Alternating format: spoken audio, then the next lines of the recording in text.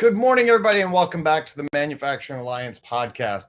As always, I'm your host, Tony DeMakis with Alliance Specialties in Laser Sales, where we are mold makers that don't build molds. Sounds ridiculous. I know. We do all this stuff that mold makers don't want to do. That means laser welding, laser engraving, polishing, hot runner, manifold repair, and mold maintenance. We also have a line of laser welding and laser engraving equipment made here in the United States for tool repair and everything else you need. I'm going quick today because we've got a very important special guest who has not much time. So if you guys are listening and you have a question, put it in the chat and we'll get to it right away. We also have our golf outing coming up. It's on September 24th. All the proceeds to that event are going to benefit our friends at iWarriors. iWarriors is an organization that helps our combat and wounded veterans by giving them iPads and supplies to work on PTSD and other issues like that. So if you are interested in coming to our outing and being part of the event, you can visit alliancelasersales.com/golf for more information. But we're going to jump right to it. Today, I'm excited because we've got Laurie Harbour on. Laurie is the president and CEO of Harbour Results. And if you're not sure what that is, that means you've never been to an AMBA conference or a MAP conference or anything like that. Because Laurie usually comes and she speaks truth, and she doesn't sugarcoat things. She gives it to us exactly how it is. As far as the analytics of manufacturing, she also works with small to medium-sized businesses to develop strategies for their success, to improve operations, reduce risk, and optimize business. She's been in manufacturing for a very long time. And I think right now is a good time. Oh, I lost my TV. Let's fix that. Right now is a perfect time to start talking about those things because nobody really knows what's going on in manufacturing and in business. And it seems like things are going well, but is it going to last? So I'm going to bring in Laurie and we're going to kick off our conversation. Morning, Laurie. Good morning. Afternoon for me, but yeah, how you doing? Yeah. I'm in sunny California this week with MD&M and checking in our shop. And you are located where? I'm in the Detroit area, Michigan. All right. So yeah, we got a small time difference, but that's okay. That's the beauty of technology. Right.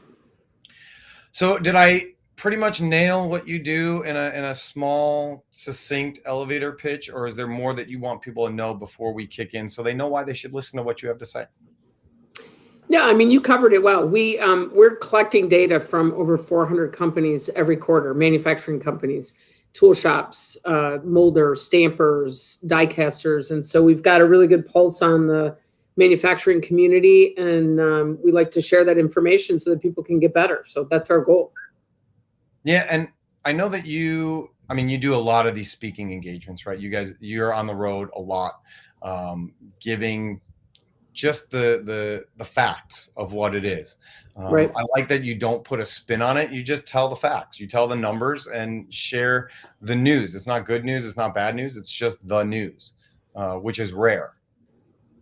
Yeah, we love to share, at an aggregate level, what's going on in the industry so that people can use the data to make better decisions. Right now, especially in today's manufacturing environment, which I don't mean it to sound negative. It's really a great time right now. The market's good and people are busy, but yet we still have to have the right intel to be able to make decisions in the future. So we don't want to sugarcoat it. That doesn't help anybody.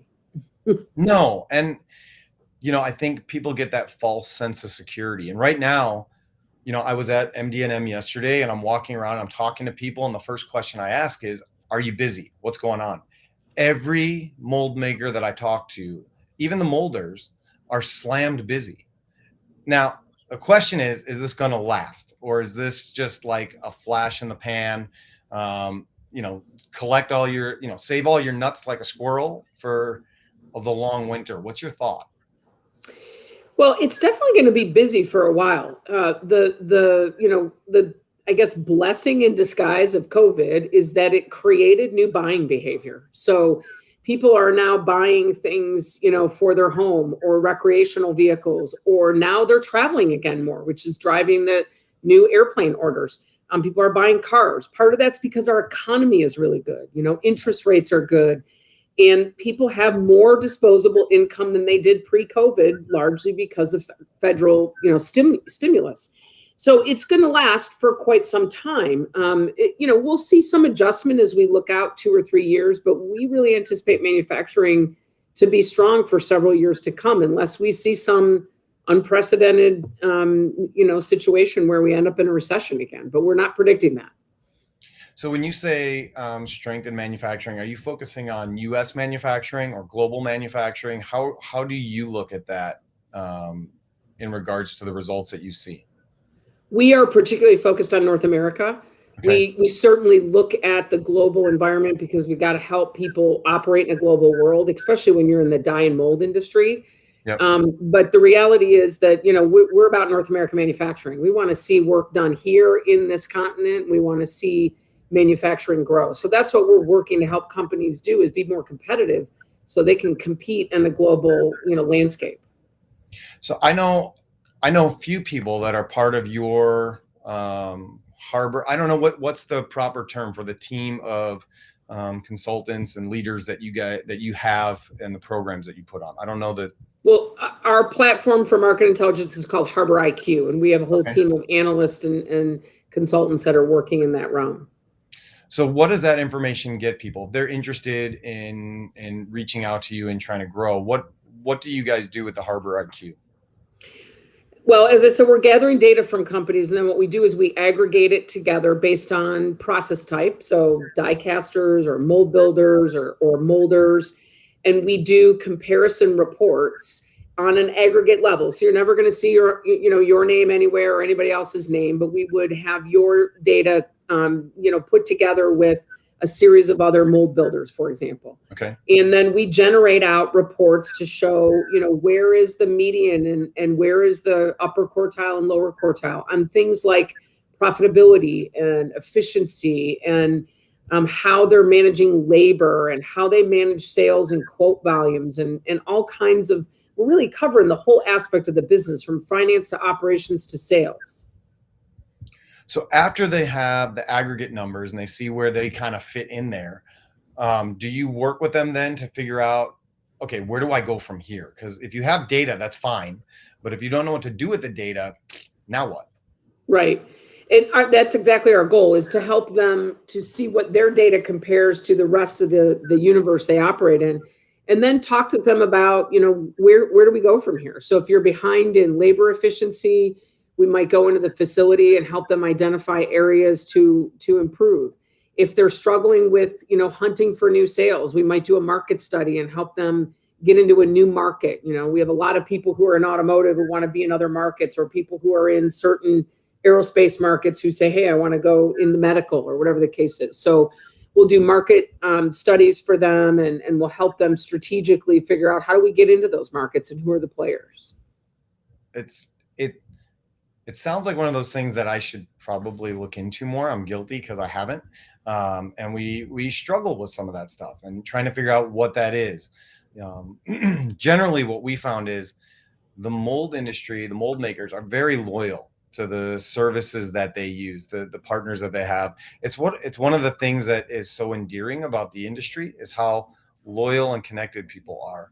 And Right. For us as a service to the mold builders, it's almost like, whoever they're currently using has to screw up real bad. And we got to be just ready to pounce and be there to pick up the slack and service where somebody else dropped off. Getting somebody to just switch is very difficult because, it's a good group of people that like who they like and work with people for a specific reason. You've come through in the past or whatever that is.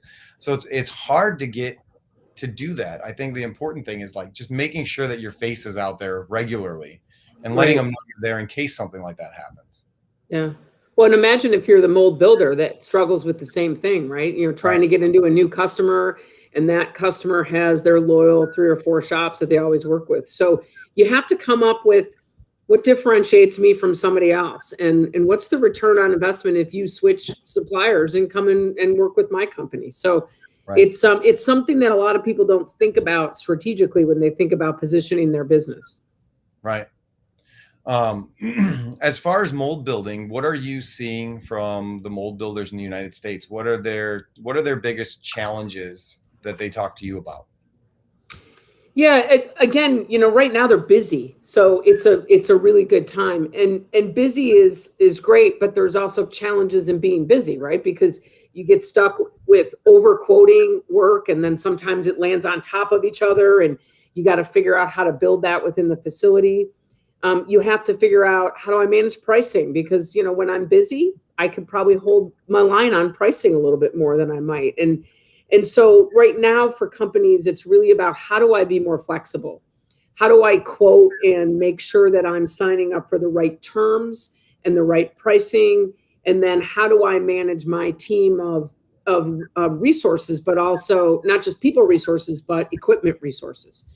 And then also, how do I manage suppliers like you? How can I leverage what you do and allow myself to do more of what I'm really good at, and be able to take on more work and drive my utilization? So flexibility right now is really the key to everything. And what's putting a wrench in that is some of our supply chain issues.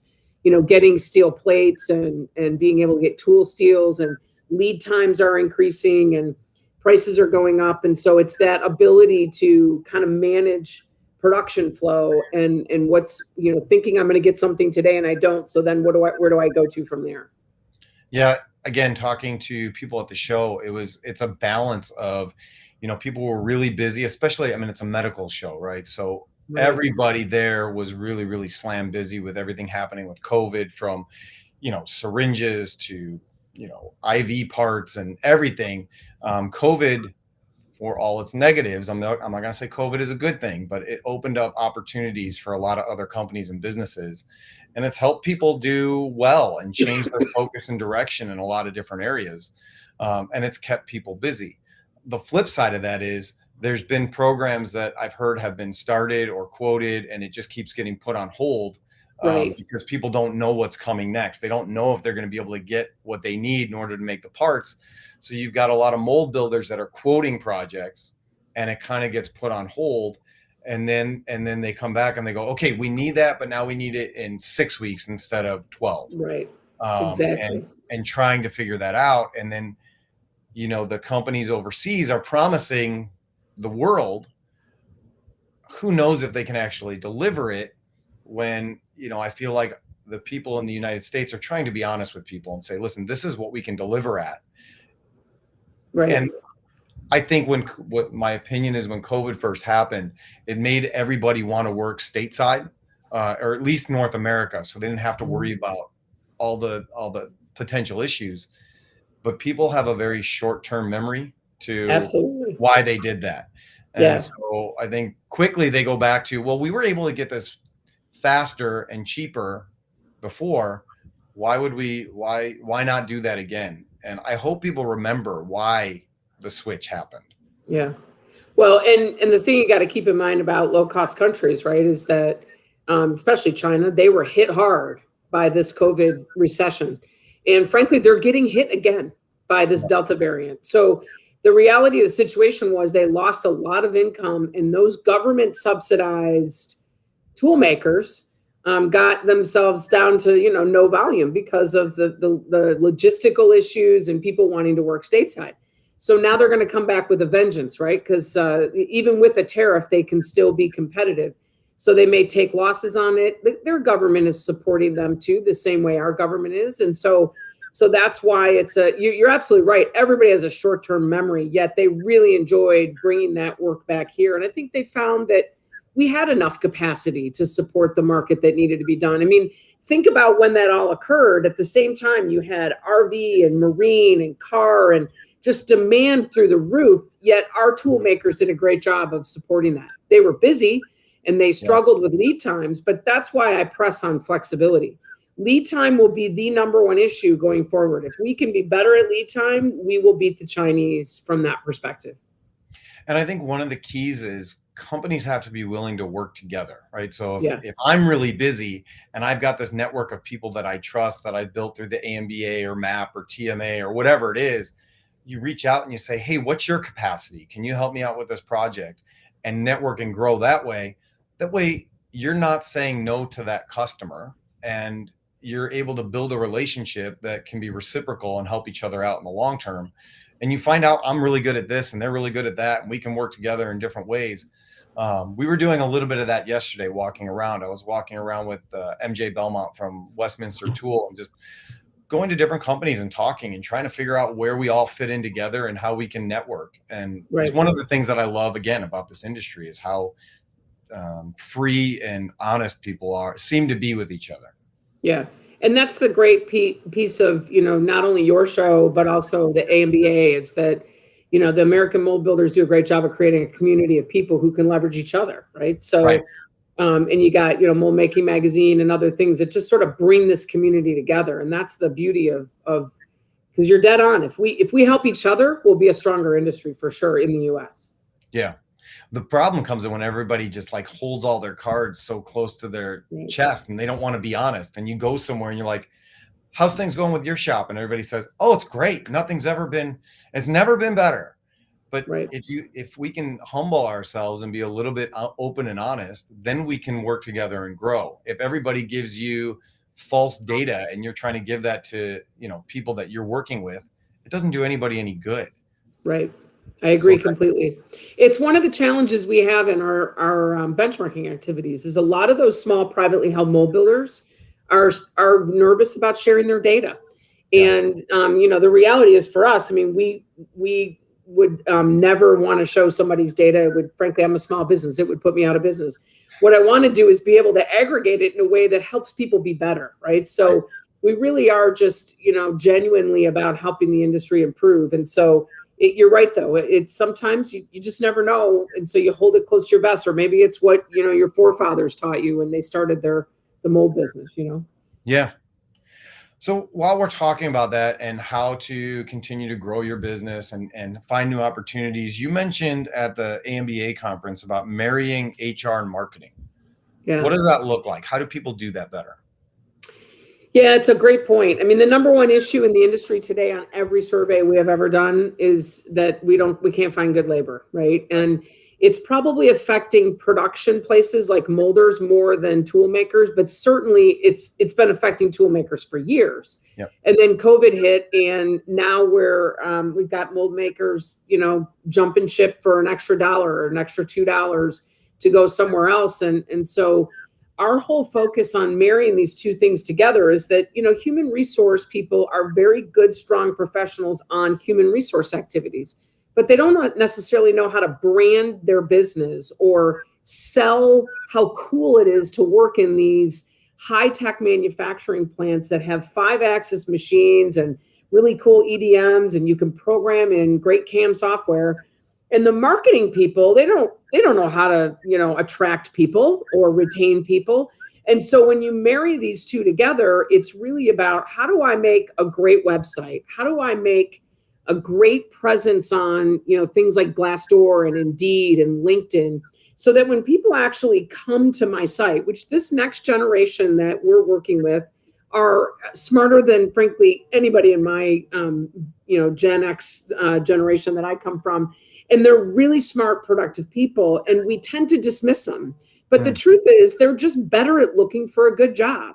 They want to go to a Glassdoor site and they want to see that you've got 20 reviews and that those reviews rate, somewhere in 4 to 4.5. Sure. If you don't have a Glassdoor, they don't even consider you. And so they're looking at jobs in a different way than my generation did. And so marketing knows how to brand the business, and HR knows how to, paint the picture of how to work here. And if the two of them together can work hard, we won't have as big a problem in companies that do that well. We have several clients that do it outstanding, and they don't have 30 job openings. They have 2, right? Yeah, I think a lot of people miss out on retaining people as well. You've got a good employee or a team member. How do you keep them happy? How do you keep them wanting to come back? How do you keep them engaged in where they're at, instead of trying to find the next best thing for an extra $1 an hour or whatever it is? Yeah. And it's similar in that, again, this generation is looking for something a little bit different. For example, we did a whole study on labor just in the second quarter, and this millennial and Gen Z generation is looking for companies to be more diverse.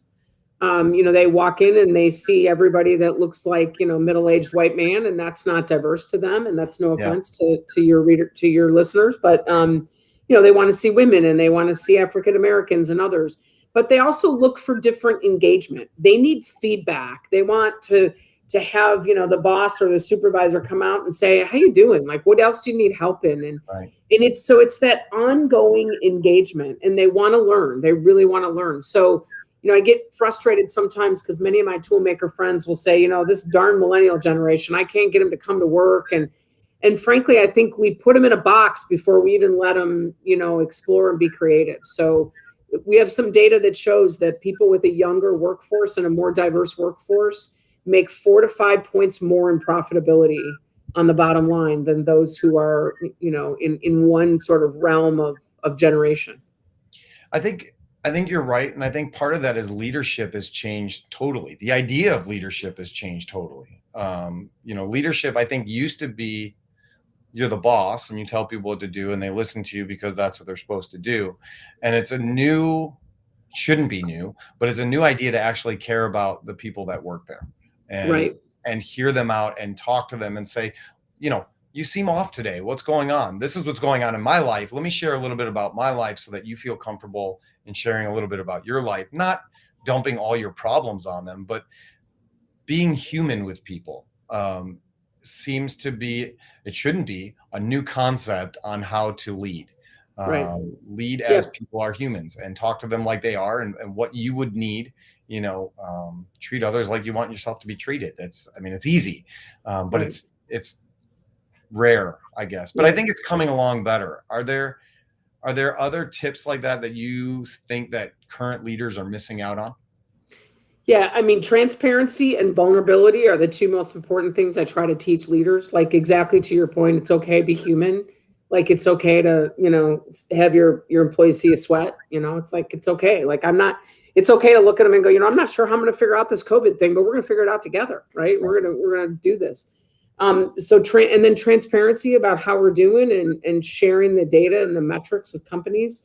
At the end of the day, the companies that are successful are driven by leaders who have a fire in their belly to engage with people and be better than they were yesterday.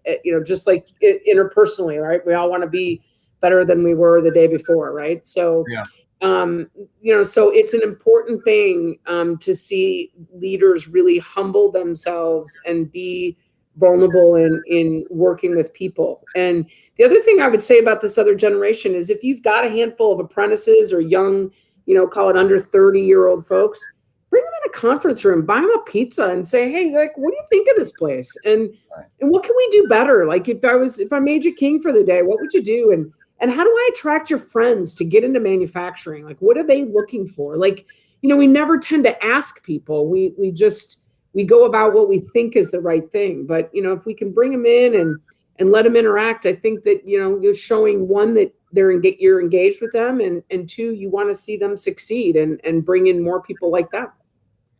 Do you have, so I like the idea of transparency. On the flip side of that, what kind of information is good to share with your team? Because I've heard experiences and I've seen experiences where you give information like, these are our sales numbers. This is where we're at, right?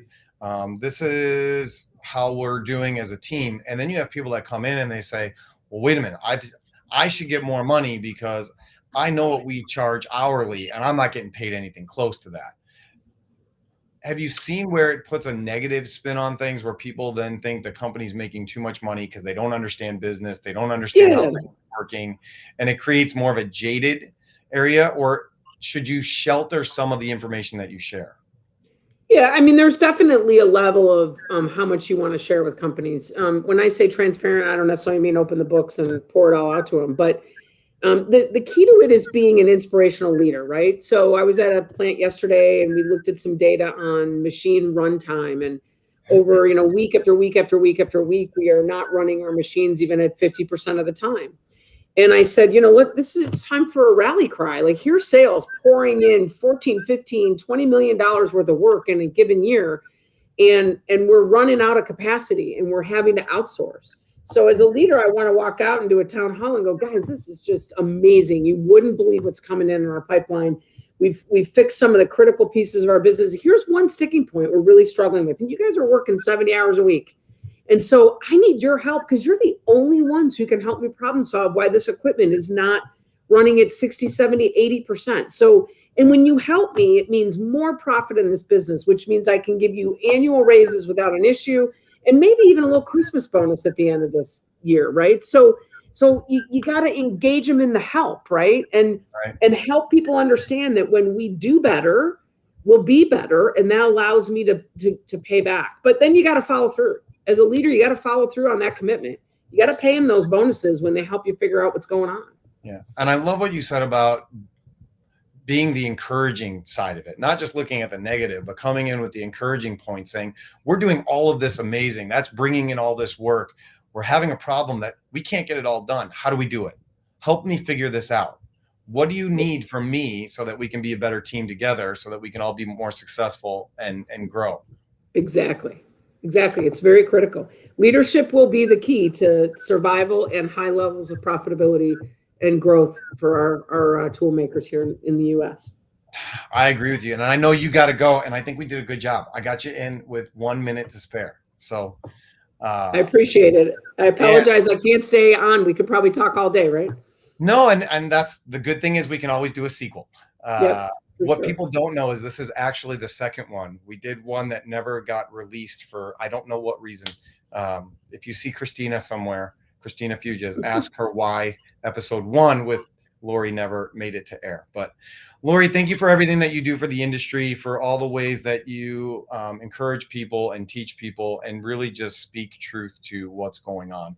I appreciate it. And I know that so many other people do. You just probably don't hear it as much. So thank you for everything that you do and for continuing to push our industry. I appreciate you.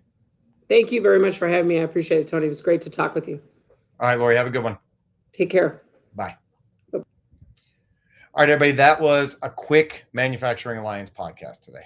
A lot of information. Laurie is a wealth of knowledge. And she has said that for anybody that's listening or listens later, she will offer a few months of 3 free months. Thank you, Mary Kate. Market intel from Harbour Results. So if you contact Laurie through her website, through her LinkedIn, whatever that looks like, and you mention the Manufacturing Alliance podcast, she will. She'll honor that, and she'll be able to help you grow. Jacob Gell, I think that's how he says the last name, says, really good podcast, really good topic. Thank you, Jacob. I appreciate your feedback as well. Brenda from Hasco wanted to know how MDM traffic was. She said, be honest. It was good. The traffic was okay. It seems like they're lacking some booths. I was only there for day 1, and the flow was light, but to me, that's day 1 of a trade show. It's never going to be screaming hot the whole time. So I was there half a day yesterday, and then we had to get out to some customer meetings. But I think it was good. I think generally the atmosphere was positive. People are excited to be back out meeting people and talking about the industry again. So that's really good. I'm looking forward to the future trade shows. Everybody seemed to be in really good spirits about that as well. So that was good. I appreciate everybody that's listening. I'm running out of time again because it's busy out here in California. There's a lot of stuff going on, and it's good. The last thing I'll say is we are hiring. So everybody is hiring. If you are listening to this and you want to get a job and you want to do something in manufacturing, my advice to you is very simple. Call a company and say, hi, I'm looking for a job in manufacturing. Do you have anything available? 9 out of 10 times, they're going to call you back or talk to you right there and say, holy cow, yes, come on in, let's talk. People want to hire people that want to work. And if that's somebody like you, and you have a fire in your belly and you're tired of sitting around and you're looking for something better, whether you're working at fast food place or whatever that is, this sector of business, manufacturing, is crushing it, and we are growing, and we are trying to do the best we can to make an impact in the world around us, and help people to grow and develop new skills. So whether that's Alliance, whether that's Westminster Tool, whether that's Matrix 4 in Woodstock, whoever that is, across the country, people are looking for people that want to work, and we're have our arms wide open. The doors are open. All you have to do is apply, and there's a good chance that we're going to welcome you in, and you're going to have a great career. That being said, please consider joining us for our golf outing on September 24th. We're trying to make an impact on the community and the heroes that gave it all for us. So for more information on that, it's just alliancelasersales.com/golf. It's on the screen right now. We're still looking for sponsors. We're looking for golfers, and we're looking for people that want to come out and have a good time. This is not the US Open. This is not the Ryder Cup. This is not a serious outing. This is for people that want to network, have some fun, and make an impact on the world around us. So please consider being part of that. And I think that's about it for today. It's a quick show. I wish y'all could see what I did to my hotel room. I pretty much destroyed it. This TV is making me crazy. I destroyed the hotel room trying to get this set up, and I think it turned out okay. It's a little bit bright on one side, but hey, it is what it is. I would love to hear feedback from people that are listening and watching. What topics do you want to hear about? Would you like to be on the show? What are we missing on? Let us know in the chat for any of these platforms, whether that's Facebook, LinkedIn, YouTube, wherever that is, or send us an email. Send us an email to Tony@alliancelasersales.com, and we read all the feedback. We read all the information, and we do the best job we can to reach out to people right away to tell their stories.